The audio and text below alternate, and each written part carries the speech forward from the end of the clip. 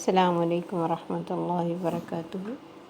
آج کا لیسن آیت نمبر 50 سورۃ الانعام 50 سے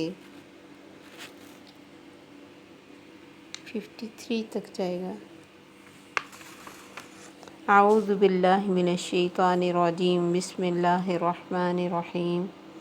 رب اشرح لی صدری ویسر لی امری واحلل عقدۃ من لسانی یفقہوا قولی۔ رب زدنی علما اللہم وفقنا لما تحب وترضى۔ قل لا اقول لکم، کہہ دیجئے نہیں میں کہتا تم کو، عندی خزائن اللہ، میرے پاس خزانے ہیں اللہ کے،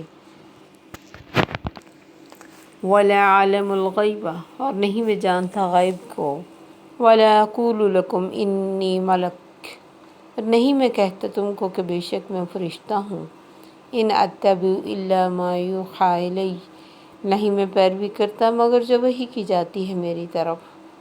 قل هل یستوی الاعمی والبصیر، کہہ دیجئے کیا برابر ہو سکتا ہے اندھا اور دیکھنے والا، افلا تتفکرون، کیا بھلا نہیں وہ غور و فکر کرتے۔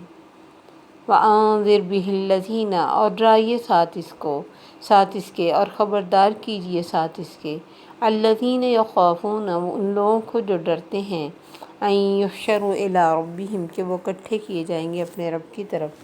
لَيْسَ لَهُم مِّن دُونِهِ وَلِيٌّ وَلَا شَفِيعٌ، نہیں ہوگا ان کے لیے اس کے سوا کوئی دوست اور نہ سفارشی، لَعَلَّهُمْ يَتَّقُونَ، تاکہ وہ بچ جائیں، ڈر جائیں۔ وَلَا تَطْرُدِ الَّذِينَ يَدْعُونَ، اور نہیں پھینکیے ان لوگوں کو جو پکارتے ہیں ربہم، اپنے رب کو، بالغداۃ والعشی، صبح اور شام، یریدون وجہہ، اور چاہتے ہیں اس کی رضا۔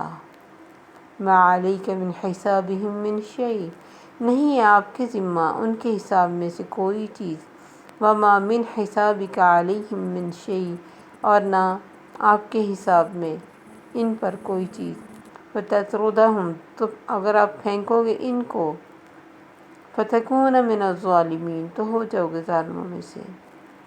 وکذالک فتنا بعضهم ببعض، اسی طرح آزمایا ہم نے بعض کو بعض کے ساتھ، لیقولوا، تاکہ وہ کہیں، اہؤلاء من اللہ علیہم من بیننا، کیا یہ وہ لوگ ہیں احسان کیا اللہ نے ان پر ہمارے درمیان، الیس اللہ بعلم بالشاکرین، کیا نہیں ہے اللہ جانتا، خوب جاننے والا شکر کرنے والوں کو۔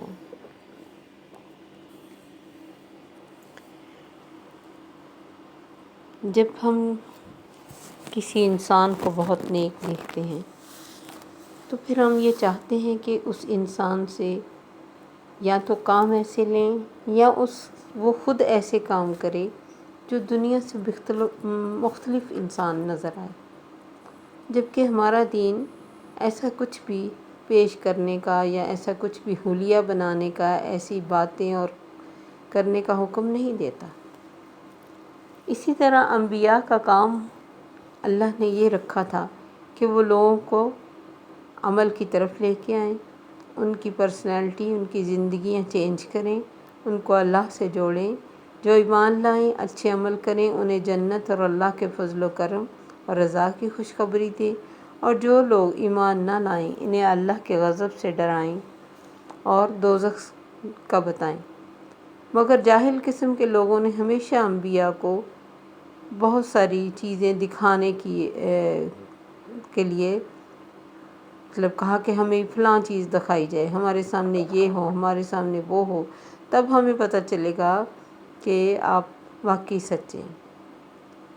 تو یہ ایسی چیزیں ایمان لانے کے ضروری نہیں ہوتی، پھر بھی اللہ نے بہت سارے لوگوں کے کہنے پر، ہر امت جو بھی تھی، کوئی قوم سمود، قوم صالح، کچھ بھی لوگ تھے، ان لوگوں نے کسی نے اونٹنی کا مطالبہ کیا، جیسے کہ ہم نے پڑھا کہ پہاڑ پھٹے، اس میں سے اونٹنی نکلے اور ایک بچہ ڈلیور کرے تو ہم مانیں گے، ایسا سب کچھ ہوا لیکن مانے نہیں۔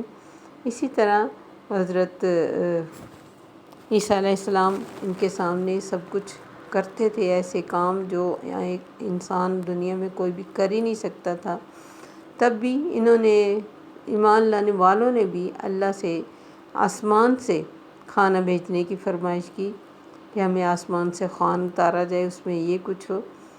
اسی طرح نبی صلی اللہ علیہ وسلم سے بھی بہت سارے مطالبات تھے ان کا خیال تھا کہ جیسے کسی کی نظر اب بھی ہے لوگوں کا کہ کسی کی نظر کرم ہو تو ہم بھی ولی اللہ بن جائیں، کسی کی نظر کرم ہو تو ہماری ساری مشکلیں آسان ہو جائیں، کوئی کسی کا پلہ پکڑ لیں تو ہمارے لیے دنیا آخرت کی بھلائیاں اکٹھی ہو جائیں۔ یہ سارا کچھ جو ہے یہ وہ انسان جو دین کی طرف آنا نہیں چاہتا یا دین کی تھوڑی مشکلیں سہنا نہیں چاہتا، وہ انسان چاہتا ہے کہ جو بھی نیک ہے جو ہمیں تبلیغ کر رہا ہے وہ کم از کم ایسا ہو کہ بس اس کی دعا ہو اور ہمارے بگڑیاں سنور جائیں، اس کی دعا ہو اور ہم جو چاہیں وہ کر لیں اور وہ ہمارے لیے دعا مانگے اور ہم بخشے جائیں، جبکہ ہمارا دین ایسا کچھ نہیں کہتا۔ اور اسی کا جواب نبی صلی اللہ علیہ وسلم نے ان کو دیا یہاں کہ ان سے کہو کہ میرے پاس، میں نے تمہیں کب کہا ہے میرے پاس اللہ کے خزانے، وَلِلَّهِ خَزَائِنُ السَّمَاوَاتِ وَالْأَرْضِ، خزانے اللہ کے پاس ہے زمین آسمان کے، وہ جسے چاہتا ہے جو چاہتا ہے جتنا چاہتا ہے دیتا ہے۔ اور وَلَا عَالَمُ الْغَيْبِ، میں تمہیں یہ بھی نہیں کہتا کہ میں غائب جانتا ہوں، میں نہیں بتا سکتا تمہارے دل میں کیا۔ نبی صلی اللہ علیہ وسلم وحی کے مطابق چلتے تھے، کبھی تو وہ کسی انسان سے ایسی بات کہہ دیتے کہ وہ حیران رہ جاتا کہ ان کو کیسے پتہ چلا۔ مثلا کوئی انسان آپ کے پاس آ کے بیٹھا یا پیچھے کوئی بات کر کے کسی سے آیا، کوئی سوچ رہا ہے اور آپ اس کو بتا دیتے کہ آپ ایسے کہہ رہے، لیکن ہر انسان کے بارے میں آپ ایسا نہیں کرتے تھے۔ جن کے بارے میں اللہ آپ کو بتاتے تھے وہ آپ کے پاس اگر آ کے جھوٹ بولتے تھے یا کچھ چھپاتے تھے تو آپ ان کا ظاہر کرتے تھے، جس سے انہیں بڑی حیرت ہوتی تھی۔ لیکن ٹوٹلی غیب جو اللہ جانتا ہے وہ نبی صلی اللہ علیہ وسلم نہیں جانتے تھے۔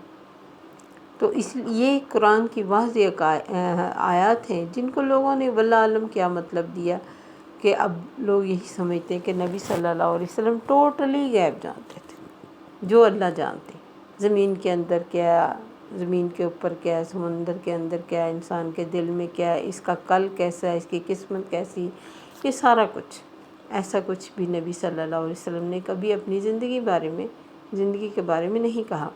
اس لیے آپ فرماتے وَلَا عَالَمُ الْغَيْبِ، میں غیب بھی نہیں جانتا، وَلَا أَقُولُ لَكُمْ إِنِّي مَلَكٌ، میں یہ بھی نہیں کہتا کہ میں فرشتہ ہوں، تمہارے جیسا انسان ہوں، کھاتا ہوں پیتا ہوں، بیوی ہیں بچے ہیں، ان چیزوں سے مبرہ نہیں ہوں، نام کیونکہ وہ انسان تھے نا، اللہ تو نہیں تھے۔ اللہ کو کھانے پینے، بیوی بچے اور ساری شادی کسی چیز کی حاجت نہیں ہوتی۔ إِنْ أَتَّبِعُ إِلَّا مَا يُوحَىٰ إِلَيَّ، میں تو صرف وحی کو فالو کرتا ہوں، جو اللہ مجھے کہتے ہیں اس کے مطابق میں تم سے بات کرتا ہوں، اس کے مطابق میں تمہیں جو بھی بتاتا ہوں۔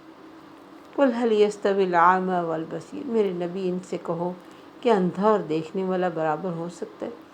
جس نے آنکھیں نہیں کھولی اس کے لیے سورج نکل آئے، لائٹس جل جائیں، کچھ بھی ہو، وہ اندھیرے میں ہے۔ جس نے ہدایت کو دیکھا تک نہیں اور جس نے ہدایت کا قطرہ قطرہ پانے کی کوشش کی، یہ کیسے برابر ہو سکتے ہیں؟ کبھی بھی نہیں۔ اس لیے اللہ نے کتنی واضح مثال کی کہ اندھا اور دیکھنے والا، جس کی آنکھیں نہیں ہیں، کبھی آپ اس سے پوچھیں اس کی کیا فیلنگ ہے، اس کی کیا باتیں ہیں، اس کے دنیا کے بارے میں، اپنے بارے میں، اپنے بچوں کے، بیوی کے بارے میں، بہن بھائیوں کے بارے میں کیا امیجنیشن ہے، کیا سوچا اس نے، کس طرح کا اس کو کچھ لگتا ہے، کیونکہ اس نے دیکھا نہیں تو اس کی سوچ میں تصویریں ہیں، جبکہ ہم دیکھتے ہیں ہر چیز کو ایٹ اے ٹائم 10 20 50 چیزیں دیکھ سکتے ہیں۔ تو اس لیے اللہ نے فرمایا جس طرح وہ اندھا دیکھنے والا برابر نہیں ہو سکتے نا، اس طرح ایک بے عمل اور باعمل برابر نہیں ہو سکتے، جنت اور دوزخ برابر نہیں ہو سکتے، جنتی اور دوزخی برابر نہیں ہو سکتے، بے دین اور دیندار برابر نہیں ہو سکتے، بے علم اور علم والا برابر نہیں ہو سکتے۔ اللہ نے قرآن میں فرمایا قُلْ هَلْ يَسْتَوِي الَّذِينَ يَعْلَمُونَ وَالَّذِينَ لَا يَعْلَمُونَ، برابر ہو سکتا ہے جو جانتا ہے جو نہیں جانتا۔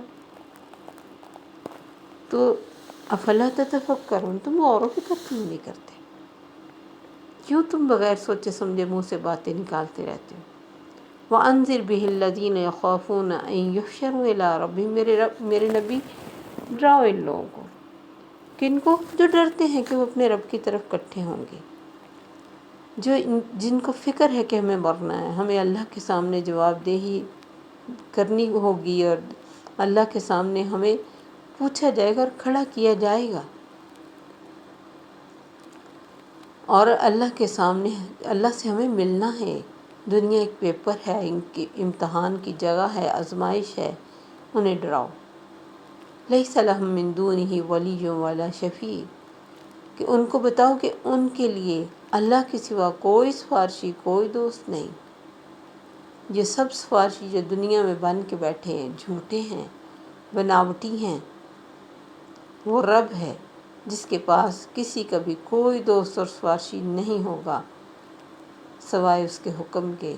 لعلہم یتقون، شاید کہ وہ بچ جائیں، کیونکہ ان کے اندر پہلے ڈر ہے، اللہ کا خوف ہے، اللہ کے عذابوں کا، اللہ کے غصے کا، تو شاید وہ بچ بھی جائیں، مزید تقوی اختیار کریں، نیک ہو جائیں۔ وَلَا تَطْرُدِ الَّذِينَ يَدْعُونَ رَبَّهُمْ بِالْغَدَاةِ وَالْعَشِيِّ۔ سیدنا سعد بن ابی وقاص فرماتے کہ ہم 6 آدمی نبی صلی اللہ علیہ وسلم کے پاس بیٹھے تھے۔ مشرکین نے آپ سے کہا کہ ان لوگوں کو اپنی مجلس سے نکالیے تاکہ ہم یعنی آپ کی بات بھی سنیں اور ہم پر یہ جرأت نہ کریں، تاکہ یہ ہم پر جرأت نہ کریں، یعنی یہ نہ ہو کہ ان کی کوئی بڑائی ہمارے سامنے آئے کہ یہ جانتے ہیں اور ہم کچھ جانتے نہیں۔ اور کچھ ویسے بھی ان کو گھٹیا سمجھتے تھے کہ یہ غریب لوگ اور ہم ہائی کلاس، ایلیٹ کلاس ہے۔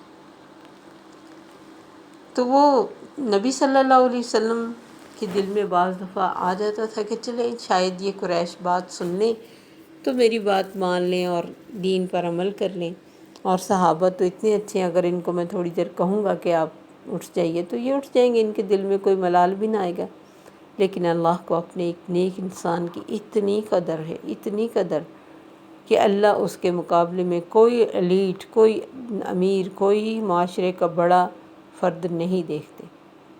اللہ نے فرمایا وَلَا تَطْرُدِ الَّذِينَ يَدْعُونَ رَبَّهُمْ بِالْغَدَاةِ وَالْعَشِيِّ، نہیں پھینکیے، نہ نکالیے ان لوگوں کو جو اپنے رب کو صبح شام پکارتے ہیں۔ صبح شام جو رب کو یاد کرتے ہیں نا، جن کا تعلق اپنے رب سے ہے، ان کو آپ نے پیچھے نہیں کرنا۔ کن کی خاطر؟ ان لوگوں کی خاطر جو مانے یا نہ مانے، اور ان کے نہ ماننے سے اللہ کی خدائی میں کوئی فرق نہیں پڑتا۔ اللہ اپنے لوگوں کو جو اس سے محبت کرتے ہیں، جو اس کی خاطر اس کے نبی سے محبت کرتے ہیں، اور جو اپنے دین کی خاطر اپنی جان، مال اور ہر چیز دینے کے لیے تیار رہتے ہیں، ان لوگوں کے لیے ان کو پیچھے نہیں کرنا، ایک لمحہ بھی گوارا نہیں اللہ کو۔ یریدون وجہہ، وہ تو دن رات اس کی رضا چاہتے رہتے ہیں، وہ تو اپنے رب کو راضی کرنے کی کوشش کرتے رہتے ہیں۔ ما علیک من حسابہم من شیء، میرے نبی ان قریشیوں اور ان سرداروں اور ان بڑوں کے لیے تجھے ٹینشن نہیں لینی چاہیے، تیرے ذمہ ان کا حساب نہیں ہے، نہ میں تجھ سے پوچھوں گا کہ انہوں نے مانا کیوں نہیں، وہ بعمل کیوں نہیں ہوئے۔ وما من حسابک علیہم من شیء، نہ تیرے حساب میں سے ان پر کوئی ذمہ داری ہے۔ ہر ایک کو اپنا حساب خود دینا ہے، ہر ایک کو اپنا اعمال نامہ خود تیار کرنا ہے اور اسی کے مطابق جواب دہی کرنی۔ وَلَا تَزِرُ وَازِرَةٌ وِزْرَ أُخْرَىٰ، کوئی بوجھ اٹھانے والا کسی دوسرے کا بوجھ نہیں اٹھائے گا، کیونکہ مبلغ بہت مخلص انسان ہوتا ہے، اس کو ہوتا ہے کسی نہ کسی طرح لوگ آگ سے بچ جائیں، دین کی طرف آ جائیں، اللہ سے جڑ جائیں۔ اس وجہ سے وہ مطلب کوئی بہانہ ڈھونڈتا ہے کہ کسی طرح یہ لوگ بات سن لیں، لیکن اللہ نے کہا نہیں، نہ تجھے ان کے بارے میں پوچھا جائے گا، نہ ان سے تیرے بارے میں۔ فَتَطْرُدَهُمْ فَتَكُونَ مِنَ الظَّالِمِينَ، ہاں تو نے انہیں پرے پھینکا، تو ظلم کرے گا، کیونکہ وہ میرے بندے۔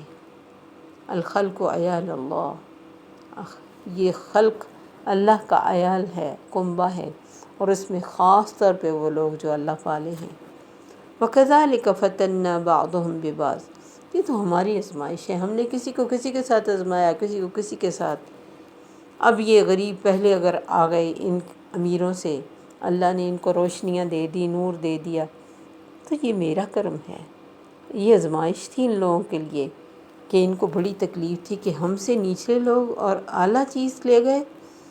اسی غصے میں انہوں نے یہ بات کہی تھی کہ ان کو اٹھائیے پھر ہم بات سنیں گے۔ اللہ نے فرمایا نہیں، یہ میری ڈالی ہوئی آزمائش ہے، 4 پیسے اگر ان کے پاس زیادہ ہے تو کیا فرق پڑتا ہے؟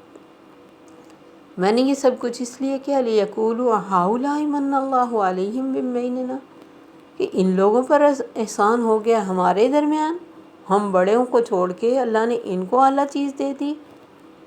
یہ ان کا دماغ اس چیز کو قبول ہی نہیں کرتا، مانتے نہیں تھے، کیونکہ جو دنیا میں بڑا بنا ہوتا ہے نا، وہ بڑائی کا معیار خود سے طے کرتا ہے۔ اللہ کے بڑائی کے معیار الگ ہیں۔